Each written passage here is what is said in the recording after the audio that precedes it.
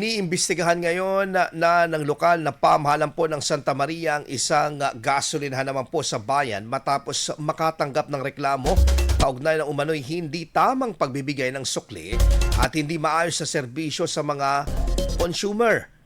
Batay sa payag ng LGU, agad nilang tinugunan ang mga natanggap na reklamo upang masuri kung may paglabag na nagaganap sa naturang establishmento.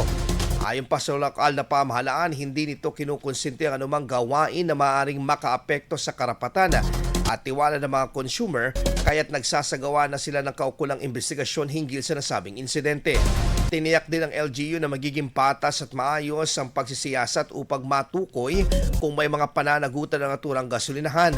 Kasabay nito, muling pinalalahanan ng lokal na pamahalaan ng mga establishmento sa bayan na pairali ng maayos at patas na serbisyo upang mapanatili ang tiwala ng publiko at maiwasan ang mga kahalintulad na reklamo. IFM News. IFM News. IFM News.